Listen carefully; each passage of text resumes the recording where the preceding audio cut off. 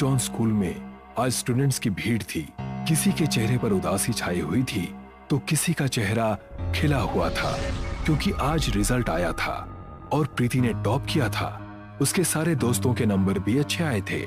उसके दोस्त पूजा, राहुल और एंडी बहुत खुश थे। एंडी प्रीति को छेड़ते हुए बोला, प्रीति, तुमने अगर स्कूल में टॉप किया है तो कोई बहुत बड़ा तीर नहीं मार लिया। क्या कहना चाहते हो तुम? सारा स्कूल जानता है कि इस स्कूल के प्रिंसिपल तुम्हारी मॉम है। जरूर उन्होंने एग्जाम में तुम्हारी बहुत मदद की होगी। एंडी की बात पर राहुल भी हंसते हुए बोला, तूने बिल्कुल सही कहा एंडी, मुझे भी अब यही शक हो रहा है। हमने अभी एग्जाम में बहुत मेहनत की है, मगर हम में से तो किसी ने भी टॉप नहीं किया। ऐसी बात नहीं है राहुल, तुम्हें इस तरह से किसी पर इल्जाम लगाने का कोई हक नहीं है। सारा स्कूल जानता है कि प्रीति की मॉम के लिए डिसिप्लिन कितना इम्पोर्टेंट है। अरे तुम दोनों तो बुरा मान गई। मैं और एंडी तो तुम्हें छेड़ रहे थे। राहुल सही कह रहा है यार। चलो प्रीति, अब अपना मूड सही करो। और तुम भी पूजा, हम दोनों मजाक कर रहे थे। राहुल और एंडी की बात पर पूजा और प्रीति मुस्कुराने लगी। तभी प्रीति की नजर अपने स्कूल की छत पर गई। उसने देखा कि उसकी मॉम स्कूल की ऊंची बिल्डिंग की छत पर खड़ी हुई उसकी तरफ घूर रही थी। प्रीति को यह देखकर बड़ा अजीब लगा, क्योंकि प्रीति जानती थी कि उसकी मॉम छत पर कभी नहीं जाती थी। प्रीति उन तीनों की ओर देखकर बोली, यार, मॉम ऊपर क्या कर रही है? वो तो इस वक्त अपने ऑफिस में होती है। प्रीति की बात पर तीनों की नजरें छत पर चली गईं, मगर उन्होंने देखा कि वहां पर कोई नहीं था। तुम्हें जरूर कोई धोखा हुआ है, ऊपर तो कोई नहीं है। प्रीति ने देखा अब वहां पर वाकई कोई नहीं था। उसे लगा कि शायद ये उसका वहम है। प्रीति दोबारा अपने दोस्तों से बातें करने लगी, मगर बातें करने के दौरान उसकी नजर फिर से अचानक छत पर पड़ी। उसने देखा उसकी मॉम छत पर खड़ी हुई उसे ही घूर रही थी। मैं अभी आती हूँ। ठीक है प्रीति, जल्दी आना। प्रीति, कहीं तुम इसलिए तो नहीं भाग रही ना कि तुम्हें हम सबको ट्रीट देनी पड़ेगी? लेकिन प्रीति ने राहुल और पूजा का कोई जवाब नहीं दिया। वो तेज तेज कदमों से स्कूल की बिल्डिंग की ओर चली गई। कुछ ही देर में वो बिल्डिंग की स्कूल की छत पर पहुंच गई। उसने देखा कि उसकी मॉम छत के बिल्कुल किनारे पर खड़ी थी। ये देखकर प्रीति घबरा कर बोली, ये आप क्या कर रही हैं मॉम? आप गिर जाएंगी। मगर प्रीति की बात का उसकी मॉम ने कोई जवाब नहीं दिया। प्रीति दौड़ती हुई अपनी मॉम के पास आई, मगर जैसे ही वो उनके करीब गई, अचानक उसकी मॉम का चेहरा बेहद भयानक हो गया। उनकी आंखों की पुतलियां बिल्कुल सफेद हो गई और चेहरे का मांस ऐसा हो गया जैसे कि बरसों से सड़ा हुआ हो। ये देखकर प्रीति की हलक से चीख निकल गई और उसने हकलाते हुए पूछा, कौन हो तुम? मगर उस भयानक चेहरे वाली ने बेहद फुर्ती से प्रीति का गला पकड़कर उसे छत से नीचे की ओर फेंक दिया और कुछ ही पलों में उसने दम तोड़ दिया। कुछ ही देर में स्कूल में हाहाकार मच गया। प्रीति की मॉम आशा कुलकर्णी प्रीति की लाश देखकर बिलख बिलख कर रोने लगी। एंडी, पूजा और राहुल को तो अब तक यकीन नहीं हो रहा था कि प्रीति उनके बीच नहीं रही। तभी स्कूल की 4 लड़कियों जिन्होंने अपनी क्लास में टॉप किया था, एक एक करके छत से नीचे गिरने लगी। अब वहां प्रीति की जगह 4 लड़कियों की लाशें थीं। कुछ ही देर में इंस्पेक्टर वरुण पुलिस फोर्स को लेकर वहां पर पहुंच गए और लाशों को पोस्टमार्टम के लिए भिजवा दिया। उसके बाद वो पूजा, राहुल और एंडी के पास आकर बोला, मैंने सुना है तुम तीनों प्रीति के बहुत खास दोस्त थे। क्या तुम बता सकते हो कि प्रीति ने आत्महत्या क्यों की? इंस्पेक्टर वरुण की बात सुनकर तीनों दोस्त चौंक गए। नहीं, प्रीति ने आत्महत्या नहीं की। वो तो हम सबसे हंसकर बातें करते करते अचानक से छत पर चली गई। तुम्हें पता है जिन 4 लड़कियों ने आत्महत्या की है, उन लड़कियों के फ्रेंड सर्कल का भी यही कहना है कि बातें करने के दौरान वो अचानक छत पर चली गई। लेकिन मेरा तजुर्बा ये कहता है कि ये आत्महत्या है, क्योंकि मैंने सारी सीसीटीवी फुटेज चेक की है। हमें कोई भी संदिग्ध व्यक्ति या औरत नजर नहीं आई। इतना कहकर इंस्पेक्टर वरुण वहां से चला गया, मगर एंडी, राहुल और पूजा का दिल मानने को तैयार ही नहीं था। वो तीनों स्कूल की फील्ड में एक पेड़ के नीचे बदहवासी की हालत में बैठ गए। मुझे अब भी यकीन नहीं आ रहा कि प्रीति हमारे साथ नहीं है और वो बेवकूफ इंस्पेक्टर बोल रहा है कि उसने आत्महत्या की है। मेरा दिल नहीं मानता। तभी एंडी के कानों में एक बूढ़े की आवाज टकराई। तुम बिल्कुल सही कह रहे हो बच्चे। तुम्हारी दोस्त ने आत्महत्या नहीं की, बल्कि उसकी हत्या की गई है। उसने मारा है उसको। तीनों दोस्त ने देखा तो उनके सामने एक बूढ़ा व्यक्ति खड़ा था जो उन सबको रहस्यमय अंदाज से देख रहा था। आपको कैसे पता चला कि हमारी दोस्त को किसी ने मारा है? बहुत कम लोग जानते हैं कि मैं सालों पहले इस स्कूल का चौकीदार हुआ करता था। इसीलिए मैं वो जानता हूँ जो कोई नहीं जानता। जब इस स्कूल की प्रिंसिपल आशा कुलकर्णी बनी तो उसने मुझे स्कूल से हटवा दिया। और हटवाती भी क्यों नहीं, क्योंकि मैं उस मक्कार औरत का राज जो जानता था। सच तो ये है कि उसके कर्मों की सजा उसकी बेटी को मिली और साथ ही साथ उन बेचारी 4 स्टूडेंट्स को भी। आप कहना क्या चाहते हैं? आज 21 तारीख है। आज ही के दिन उसकी मौत हुई थी और आज इतने साल बाद उसने उठकर मौत का तांडव करना शुरू कर दिया। लेकिन वो तब तक शांत नहीं होगी जब तक आशा कुलकर्णी को मार नहीं देगी। बूढ़े की बात सुनकर एंडी गुस्सा होकर बोला, एक तो हमने अपनी दोस्त को खो दिया और ऊपर से ये बुढ़ा लगातार बकवास किए जा रहा है। हम इसकी बात पर यकीन क्यों करें? हमारे स्कूल के प्रिंसिपल बहुत अच्छी हैं। अगर ऐसी बात है तो सच बताओ, मरने से पहले क्या प्रीति को उसकी मॉम नहीं दिख रही थी? अचानक उन तीनों के दिमाग में एक तेज धमाका हुआ। आपको कैसे पता? तुम अपनी आंखों से खुद देख लेना।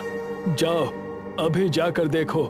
आशा देवी के ऑफिस की अलमारी में उसकी सगी बहन की अस्थियों का कलश रखा हुआ है। आशा देवी ने बरसों से उन अस्थियों के कलश को मंत्र युक्त धागों से बांधकर अलमारी में बंद किया हुआ है और इसी वजह से वो आज तक जिंदा है। जाओ, जाकर उस कलश को तोड़ दो, नहीं तो मासूम और निर्दोष स्टूडेंट्स की मौतें ऐसी ही होती रहेंगी। बूढ़े की बात में उन तीनों को अब सच्चाई दिखने लगी थी। वो तीनों उठकर सीधे प्रिंसिपल के ऑफिस में आ गए। उन्होंने देखा कि आशा देवी आंखों में आंसू लिए हुए कुर्सी पर बैठी हुई थी। उन तीनों को अचानक ऑफिस में घुसता देख वो चौंक कर बोली, तुम यहाँ क्या कर रहे हो? मगर उन तीनों ने उनकी बात का कोई जवाब नहीं दिया, बल्कि तुरंत आशा देवी के बगल में बनी हुई अलमारी को खोलकर अस्थियों के कलश को बाहर निकाल दिया। ये देखकर आशा देवी चीख कर बोली, कलश को वहीं रख दो। मगर एंडी ने कलश को तोड़ दिया। जैसे ही कलश टूटा, अचानक उसमें से एक काला धुआं उठा और देखते ही देखते उस काले धुएं ने एक भयानक औरत का रूप ले लिया और तुरंत आशा देवी का गला पकड़ लिया। सालों पहले तूने मुझे सिर्फ इसी बात पर इस स्कूल की बिल्डिंग से धक्का दे दिया था कि मैंने इस स्कूल में टॉप किया था। तूने अपनी सगी छोटी बहन को ही मार दिया। मुझे माफ कर दो। नहीं, तू माफी के लायक नहीं। लेकिन तुमने मेरी बेटी को मारकर अपना बदला तो ले लिया ना? तेरी बेटी ने तेरे कर्मों की सजा पाई। अब तेरी बारी। इतना कहकर उसने एक ही झटके में आशा देवी की गर्दन को उनके धड़ से अलग कर दिया और देखते ही देखते वो भयानक औरत गायब हो गई। राहुल, एंडी और पूजा की समझ में आ चुका था कि बरसों पहले आशा देवी ने अपनी ही सगी बहन को जलन की वजह से जान से मार दिया था और आज बरसों बाद उसने अपना बदला ले लिया। अर्जुन और समीर दोनों 12th स्टैंडर्ड के स्टूडेंट्स थे। दोनों गहरे दोस्त थे। उन दोनों का पढ़ाई में मन कम और मटर गश्ती में ज्यादा लगता था। वो दोनों मुंबई के टॉप स्कूल सेंट जोन्स के स्टूडेंट्स थे। लेकिन जब एग्जाम सर पर आ खड़े हो गए तो अर्जुन और समीर परेशान हो गए। उनकी क्लास टीचर नेहा शर्मा ने उनकी ओर देखकर मुस्कुराते हुए कहा, अब एग्जाम की टेंशन लेने से क्या होगा? साल भर कुछ पढ़ाई तो की नहीं है तुम दोनों ने। तुम दोनों तो इस बार पक्का फेल होने वाले हो। इतना बोलकर नेहा शर्मा मुस्कुराते हुए वहाँ से चली गई। अर्जुन ने घबराकर समीर से कहा, यार समीर, टीचर की बात तो सही है। हम दोनों ने साल भर पढ़ाई तो की नहीं, हमारा फेल होना तो तय है। मुझे बहुत टेंशन हो रही है यार। मेरे डैड तो मुझे घर से निकाल देंगे और मेरे डैड मुझे मार मार कर मेरी हालत खराब कर देंगे। मुझसे टेंशन में खाना भी नहीं खाया जा रहा। यार अगर फेल हो गए तो हमारी क्लास के स्टूडेंट्स हमसे आगे निकल जाएंगे। हमारी बहुत इंसल्ट होगी। मुझे तो अब बहुत अफसोस हो रहा है।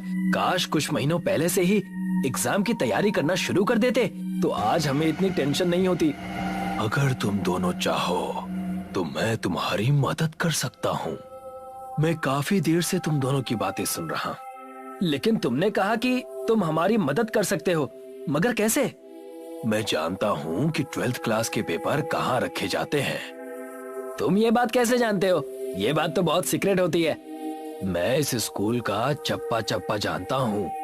आज मेरे सामने ही स्कूल की दूसरी बिल्डिंग में रूम नंबर 3 में 12th क्लास की पेपर शीट रखी गई है।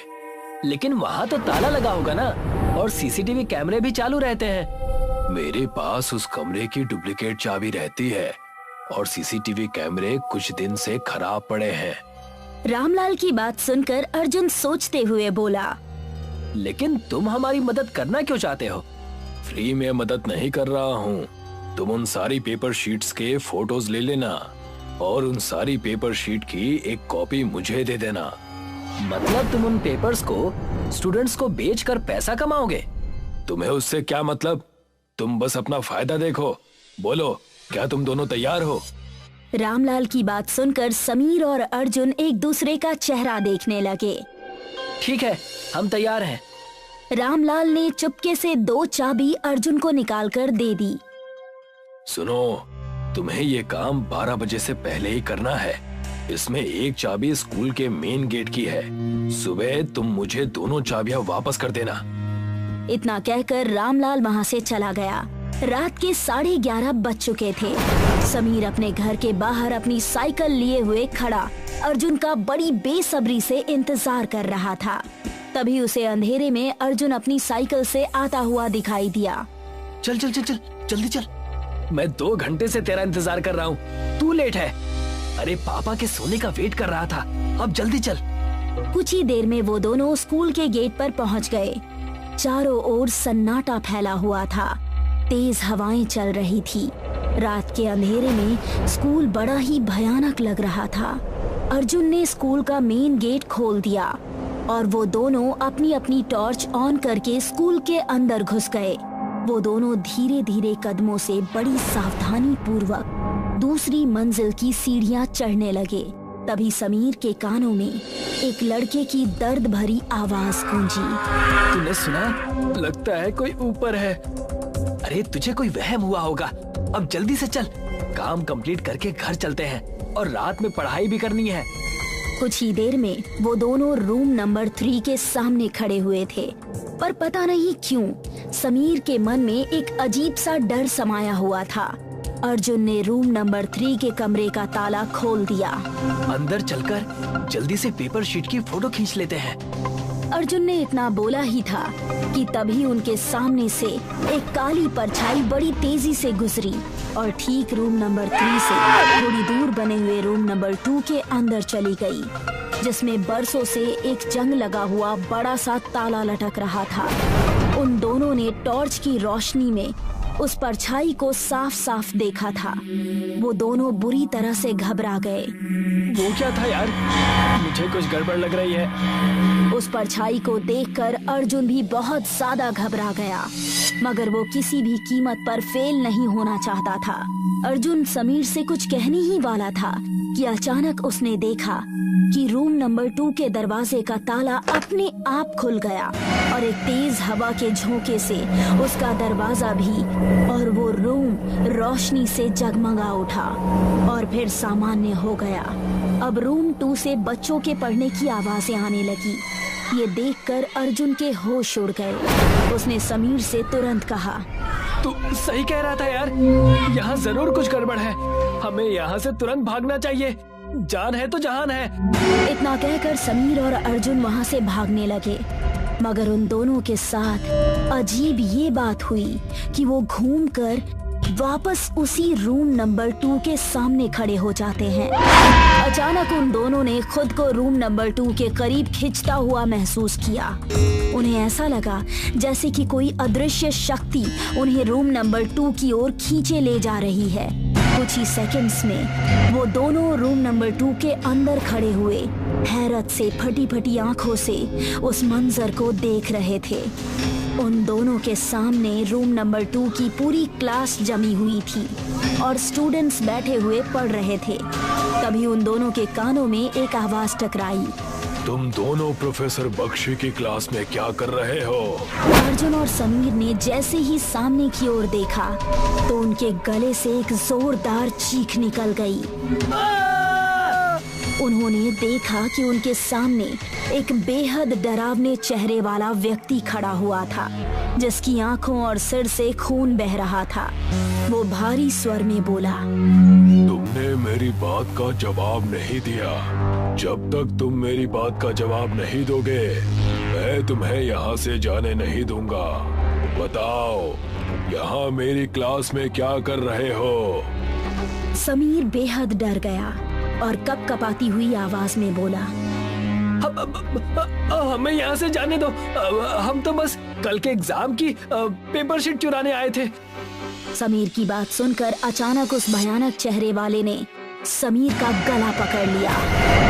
तुम्हारी इतनी हिम्मत! तुमने पेपर शीट चुराने के बारे में सोचा भी कैसे? इतना बोलकर उस भयानक चेहरे वाले ने समीर को पकड़ लिया और बेदर्दी से ब्लैक बोर्ड पर समीर का सिर मारने लगा। कुछ ही देर में समीर मृत होकर जमीन पर गिर गया। अर्जुन पूरी ताकत लगाकर वहां से भागा, मगर वो भागकर फिर वहीं वापस आ जाता। अर्जुन की समझ में कुछ नहीं आ रहा था। अंत में अर्जुन ने डरकर पहली मंजिल से नीचे छलांग लगा दी। दूसरे दिन अर्जुन सब लोगों को बेहोश मिला और समीर की लाश रूम नंबर 2 के सामने पाई गई। अर्जुन ने स्कूल की प्रिंसिपल को सारी सच्चाई बता दी। चपरासी रामलाल को गिरफ्तार करके जेल भेज दिया गया। बाद में अर्जुन को पता लगा कि काफी साल पहले वहां पर प्रोफेसर बख्शी नाम का एक स्ट्रिक्ट टीचर उस स्कूल में पढ़ाता था। एक दिन अचानक स्कूल की छत गिर जाने की वजह से प्रोफेसर बख्शी की मौत हो गई। कहते हैं कि हर रात ठीक 12 बजे वो क्लास आज भी जिंदा हो जाती है। आज जब कथा स्कूल के अंदर आई तो उसे अजीब महसूस होने लगा, जैसे कोई उसके पीछे था, कोई साया जो उसके आसपास ही घूम रहा था। कथा डरी हुई थी, वो यहाँ वहाँ ढूंढ रही थी। तभी मलिका का भूत उसके सामने आ गया। आखिरकार तो यहाँ आ ही गई, अब मेरा बदला पूरा होगा। मलिका? कौन है ये मलिका और ये कथा को क्यों मारना चाहती थी? मलिका पीयूष और ममता की एक लौती बेटी थी। ये उन दिनों की बात है जब पीयूष अपने परिवार के साथ पालमपुर शिफ्ट हुआ था। यहाँ उन्होंने अपनी बेटी मलिका का एडमिशन पालमपुर पब्लिक स्कूल में करवाया। मलिका इस स्कूल में नई थी। हाय, मैं मलिका हूँ, और तुम? मैं कथा हूँ। वो दोनों एक ही बेंच पर बैठ गए और धीरे धीरे उन दोनों में बातचीत शुरू हुई और वो दोनों अच्छी दोस्त बन गईं। स्कूल के बाद रोज मलिका के पापा उसे पिक करने आते थे। बाय, चलो मेरे डैड आ गए हैं, मैं चलती हूँ। बाय। मलिका को अपने डैड के साथ हंसी खुशी बातें करते हुए देख कथा को बहुत दुख हो रहा था, क्योंकि वो एक अनाथ थी और अनाथ आश्रम में रहती थी। ना उसे कोई पिक करने आता और ना ही कोई उसकी इतनी फिक्र करता। अगले दिन स्कूल में, अच्छा मलिका, वो जो कल तुझे पिक करने आए थे वो तेरे डैड है ना? हाँ, क्यों? तू कितनी लकी है, तेरे पास मॉम डैड हैं। उसमें लकी होने की कौन सी बात है? हर बच्चे के मॉम डैड होते हैं। नहीं, हर किसी के नहीं होते। इतना बोलकर कथा के आंसू बहने लगे। तुम रो क्यों रही हो? मैंने कुछ गलत बोल दिया क्या? नहीं यार, बस यूं ही। मैं एक अनाथ हूँ ना, मेरे मॉम डैड नहीं है। कल तुझे अपने डैड के साथ देखा तो फील हुआ कि काश मेरे भी पेरेंट्स होते। सॉरी, मुझे पता नहीं था। पर तू चिंता क्यों करती है? मेरे पेरेंट्स तेरे पेरेंट्स। मतलब मैं अपने पेरेंट्स को बोलकर तुझे अडॉप्ट करवा लूंगी। वैसे भी मेरे कोई भाई बहन नहीं है, मैं अकेले रहकर बोर हो गई हूँ। सच्ची? हाँ, सच्ची मुच्ची। ये सुनकर कथा के चेहरे पे मुस्कान आ गई। वो परिवार में रहने के सपने देखने लगी। उस दिन जब मलिका घर गई तो उसने अपने पेरेंट्स से बात की। पापा, आपको वो मेरी फ्रेंड याद है जो मुझे बाय कर रही थी? हाँ, वो बच्ची ना जिसकी आंखें नीली थी। हाँ वही पापा। आपको पता है वो बेचारी अनाथ है। ओह। पापा, मैं आपसे कुछ मांगूंगी तो देंगे क्या? तभी मलिका की मॉम वहाँ आ गई। अब क्या चाहिए महारानी को? मम्मी, पहले प्रॉमिस करो कि आप मुझे वो दोगे जो मैं मांगूंगी। नहीं, पहले तू बता, फिर सोचेंगे। अगर तेरी डिमांड ठीक होगी तो जरूर देंगे। ठीक है पापा। मम्मी, मैं चाहती हूँ कि आप लोग कथा को अडॉप्ट कर लें। क्या? हाँ पापा, वो बेचारी बहुत अकेले अकेले रहती है। इतनी जल्दी वो मेरी बेस्ट फ्रेंड बन गई है और मैं चाहती हूँ कि उसको भी कोई फैमिली मिल जाए और वो भी हैप्पी रहे। बेटा, तुम समझ रही हो तुम क्या मांग रही हो? हाँ मम्मी। ये डिसीजन इतना इजीली नहीं ले सकते हैं बेटा। हम एडॉप्शन के अगेंस्ट नहीं हैं, लेकिन हमें पहले तुम उस कथा से मिलवाओ। कुछ टाइम स्पेंड करने दो, फिर देखते हैं। ठीक है पापा, पर अडॉप्ट करना जरूरी है क्या? बाद में देखते हैं, पहले इसकी फ्रेंड से मिल तो लें। आई love you papa. I love you darling. Malika ये सुनकर बहुत खुश थी कि शायद उसके पेरेंट्स कथा को अडॉप्ट कर लेंगे। अगले दिन मलिका ने कथा को ये गुड न्यूज दी। अब तुम्हें मेरे पेरेंट्स से मिलने आना होगा, उनके साथ टाइम स्पेंड करना होगा, तब जाके वो तुम्हें अडॉप्ट करेंगे। मैं सब कुछ करूंगी, सब कुछ करूंगी। कथा भावुक हो गई थी, ये सोचकर कि शायद जल्द ही उसे एक परिवार मिल जाएगा। एक दिन मलिका कथा को अपने घर ले आई। मलिका के मॉम डैड कथा को देखकर खुश थे। उन सभी ने साथ में खाना खाया, बातें की। ये सब कथा के लिए बहुत नया था। उसे इस परिवार के साथ रहना बहुत पसंद आ रहा था। फिर क्या था, कथा अक्सर मलिका के साथ उसके घर आ जाती। जब मलिका की मम्मी किचन में काम कर रही होती तो कथा उनके काम में मदद करने पहुंच जाती। बेटा, तुम रहने दो, मैं कर लूंगी। नहीं आंटी, मुझे तो आदत है काम करने की। ममता को भी कथा पसंद थी। उस रात ममता और पीयूष बात कर रहे थे।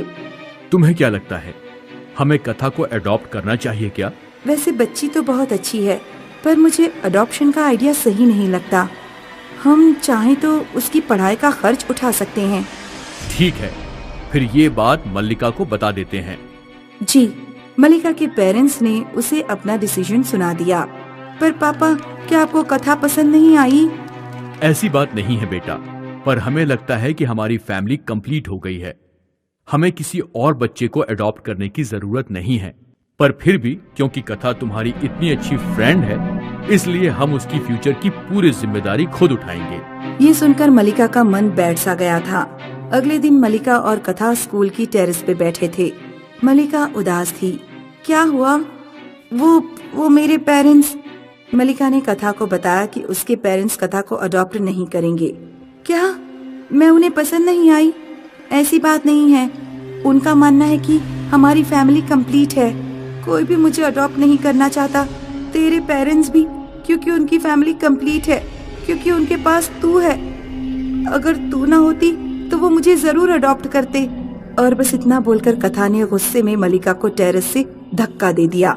मलिका नीचे गिर गई और कथा की आंखों के सामने तड़प तड़प कर मर गई। मलिका के मरने के बाद पीयूष और ममता अकेले पड़ गए। उनके हंसते खेलते परिवार को किसी की नजर लग गई। मलिका के मरने के बाद कथा ज्यादा से ज्यादा समय ममता और पीयूष के साथ बिताने लगी। मलिका की इच्छा थी कि वो दोनों कथा को अडॉप्ट करें, इसीलिए उसके मरने के बाद पीयूष और ममता ने कथा को अडॉप्ट कर लिया और वो लोग पालमपुर छोड़कर दूर चले गए। आज कई सालों बाद कथा पालमपुर लौटी थी। शाम हो चुकी थी और उसका मन था कि वो अपने स्कूल जाए, पर जैसे ही कथा ने स्कूल में कदम रखा, अचानक आंधी तूफान चलने लगा। कथा को ऐसा लग रहा था कि कोई उसका पीछा कर रहा है। वो जब यहाँ वहाँ ढूंढ रही थी, तब मलिका का भूत उसके सामने खड़ा हो गया। आखिरकार तू यहाँ आ ही गई। अब मेरा बदला पूरा होगा। मलिका? हाँ, वही मलिका जिसकी जगह तूने ली। मेरे हंसते खेलते परिवार को तूने उजाड़ा। अब हर चीज का बदला लूंगी मैं। मलिका का भूत कथा को घसीटता हुआ टेरेस पर ले गया। छोड़ दो मुझे, मलिका प्लीज छोड़ दो। नहीं, बिल्कुल नहीं, जैसे तूने मुझे मारा अब तू भी मरेगी। मलिका के भूत ने कथा को टेरेस से उल्टा लटका दिया। कथा की आंखों में मरने का डर था। मलिका का भूत जोर जोर से हंस रहा था और फिर भूत ने कथा को टेरेस से फेंक दिया। कथा भी मलिका की तरह तड़प तड़प कर मर गई। मलिका का बदला पूरा हुआ और उसके भटकते भूत को शांति मिल गई।